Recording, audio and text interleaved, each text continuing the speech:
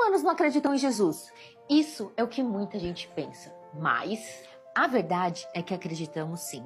No Alcorão Sagrado, Jesus é mencionado 25 vezes, enquanto o profeta Muhammad é citado 4 vezes. Para nós, Jesus...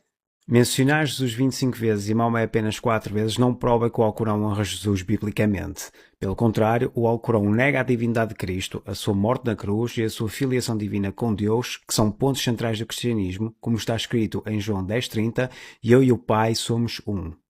Jesus é um profeta muito especial, ele veio de forma milagrosa, sem pai, filho de Maria, que é uma mulher muito honrada no Alcorão Sagrado.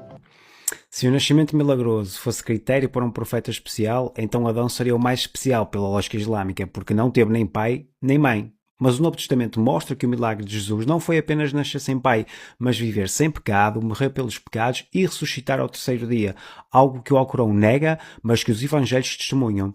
O Alcorão menciona Maria, sim, mais vezes que o Novo Testamento até, mas isso não faz do Alcorão uma fonte confiável, porque o Alcorão diz que Maria é irmã de Arão e Moisés, o que é um bocado difícil, porque ela veio 1200 anos depois, mas ok. Ele realizou milagres como curar enfermos, ressuscitar mortos, sempre com a permissão de Deus. Acreditamos também que ele trouxe a mensagem de fé, obediência e pureza, e ele é um exemplo de humildade e devoção e é amado por todo muçulmano.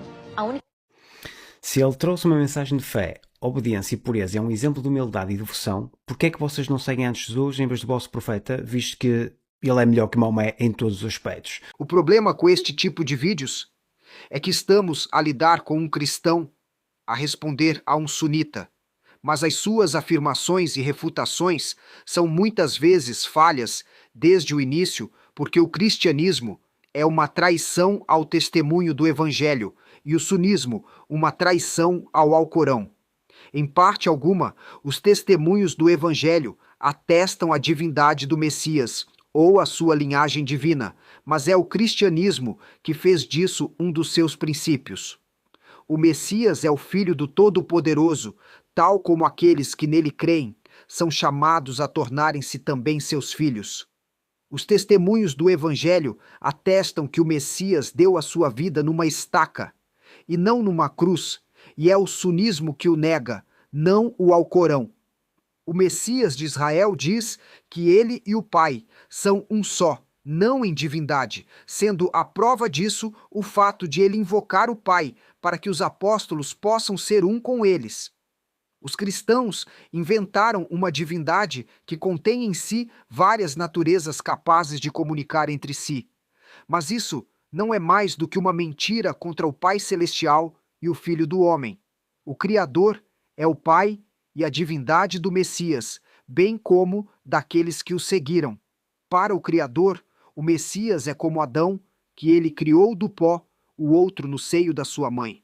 Ele simplesmente disse, sê, e assim foi. O poder de dar a vida e de atirar vem do Criador, o Pai Celestial. Como Jesus disse, eu nada posso fazer por mim mesmo. Portanto, tudo o que ele faz é com a permissão do Todo-Poderoso. O Alcorão não diz que Maria é irmã de Arão no sentido literal, mas é uma expressão israelita para especificar a linhagem, tal como os evangelhos dizem de Isabel, que ela era uma das filhas de Arão, e os dois eram primos. Todos os argumentos para tornar Jesus superior a Muhammad, ou vice-versa, provém da descontextualização e das mentiras das tradições cristãs ou sunitas, o que é condenado pelo Islão. O Alcorão prescreve-nos que acreditemos em todos os mensageiros de Deus sem fazermos distinções entre eles. As suas respectivas posições são uma questão do seu juízo, e não de uma hierarquia feita por humanos sem valor. Repare, poderíamos refutar tudo o que estes dois opositores dizem de falso. Mas não é necessário.